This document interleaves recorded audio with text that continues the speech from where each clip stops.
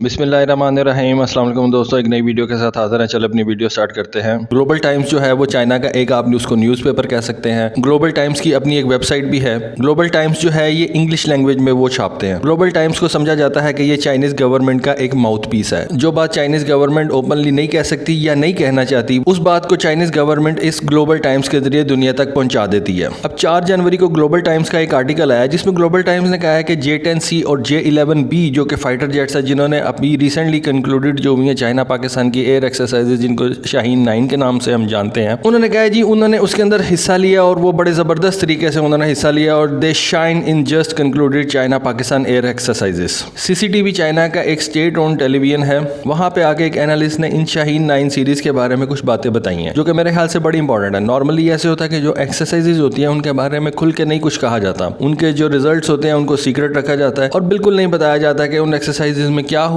थोड़ी सी बात सामने आती है, बहुत बातें जो होती हैं उनको नहीं सामने लाया जाता। ग्लोबल टाइम्स का ये जो आर्टिकल है, इसमें ग्लोबल टाइम्स ने बहुत सी बातें जो है वो खुल के की हैं और ग्लोबल टाइम्स ने अपने इस आर्टिकल के पहले पैराग्राफ में ये कह दिया कि ये जो चाइना का J-10C था और जो चाइना का J-11B था, इन्होंने इंडिया के रफाल और इंडिया के Su-30 जहाज़ों को मॉक किया है। मॉक मीन्स कि J-10C ने रफाल बन के उन एक्सरसाइजेज में हिस्सा लिया है और J-11B ने Su-30 बन के इन एक्सरसाइजेज के अंदर हिस्सा लिया है। ये उस एनालिस्ट ने इस टीवी पे आके ये बात की है। 7 दिसंबर 2020 को ये एक्सरसाइजेज जो स्टार्ट हुई थी, ये तकरीबन 20 दिन जारी रही। इनमें चाइना की तरफ से मुख्तलिफ जहाज़ों ने हिस्सा लिया, जिनके अंदर J-10C, J-11B, KJ-500 एवैक्स थे। उसके बाद Y-9 इलेक्ट्रॉनिक वॉरफेयर एयरक्राफ्ट थे। पाकिस्तान की तरफ से जिन जहाज़ों ने हिस्सा लिया उनमें JF-17 थंडर थे और मिराज तैयारे थे। वो जो चाइनीज़ एनालिस्ट है उसने टीवी पे बैठ के ये कहा है कि ये J-10C और J-11B जो है ये बड़े ज़बरदस्त तरीके से इंडियन फाइटर जेट्स को मॉक कर सकते हैं। जैसा कि एक तो बात सिंपल है कि J-11B और Su-30 जो है वो ऑलमोस्ट सेम है। Su-27 फैमिली के ऊपर बेस है दोनों। J-10C के बारे में उसने कहा है ऑलमोस्ट सेम है दोनों, J-10C भी और रफाल भी, दोनों के ऊपर कनार्ड्स लगे हुए हैं। इन दोनों के जो एरोडायनामिक कैरेक्टरिस्टिक्स हैं वो ऑलमोस्ट सेम है, लेकिन उसने कहा है कि इनको वेपन्स उठाने की और बाकी जो काफ़ी ज़्यादा चीज़ें हैं वो ऑलमोस्ट J-10C और रफाल की ऑलमोस्ट सेम है। और J-11B और Su-30 जो है वो तो ऑलमोस्ट आप कह सकते हैं कि एक ही जहाज़ हैं, लेकिन उस एनालिस्ट ने कहा है कि J-11B के जो एवियोनिक सिस्टम है वो Su-30 से ज़्यादा बेहतर है। मैं इस बहस में नहीं पढ़ता कि किसके ज़्यादा बेहतर है किसके ज़्यादा नहीं बेहतर, लेकिन इस बात में तो वजन है कि J-10C और रफाल जो है वो ऑलमोस्ट अगर आप देखें तो एक जैसे ही एयरक्राफ्ट लगते हैं। दोनों डेल्टा विंग हैं, दोनों के ऊपर कैनार्ड्स लगे हुए हैं। एयर इनटेक्स थोड़ी डिफरेंट है। J-10C के अंदर सिर्फ एक एयर इनटेक है, जबकि रफाल के अंदर 2 एयर इनटेक्स लगी हुई हैं जो कि उसके दोनों साइडों पे है। लेकिन अगर आप ओवरऑल देखें तो दोनों जहाज जो हैं वो सेम लगते हैं, डेल्टा विंग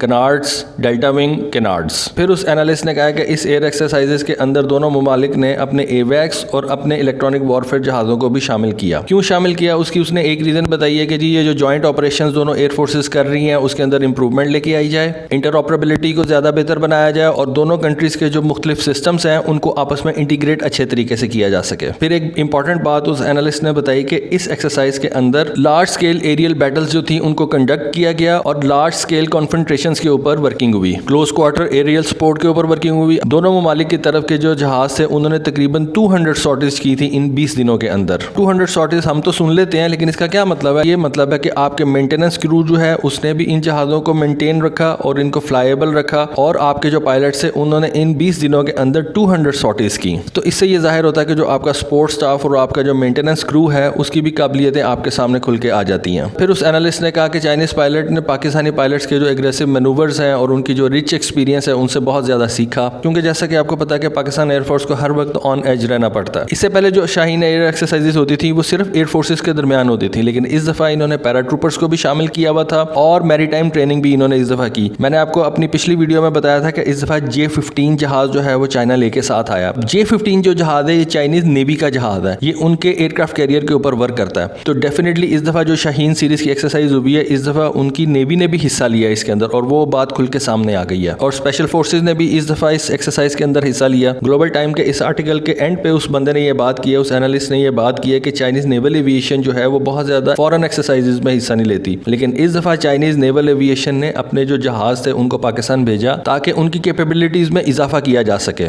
चाइना की एयरफोर्स तो हिस्सा लेती है पाकिस्तान के साथ एक्सरसाइजेज में, लेकिन चाइना की जो नेवल एविएशन है जो कि उनके एयरक्राफ्ट कैरियर के ऊपर उनके जहाज़ हैं J-15 वगैरह, उन्होंने आज तक किसी भी एयर एक्सरसाइजेज के अंदर, किसी फॉरेन एयर एक्सरसाइजेज के अंदर इतना हिस्सा नहीं लिया। एंड पे ये एनालिस्ट कहता है कि चाइनीज़ नेवल एविएशन के जो एविएटर्स हैं उन्होंने पाकिस्तान फोर्सेस से काफ़ी कुछ सीखा और उनकी कॉम्बैट कैपेबिलिटीज़ में बहुत ज़्यादा इजाफा हुआ। तो दोस्तों ये एक छोटी सी इन्फॉर्मेशन थी, सोचा आपके साथ डिस्कस करूँ। आप इसके बारे में क्या समझते हैं? आज के लिए बस इतना ही। थैंक यू, अल्लाह हाफिज़।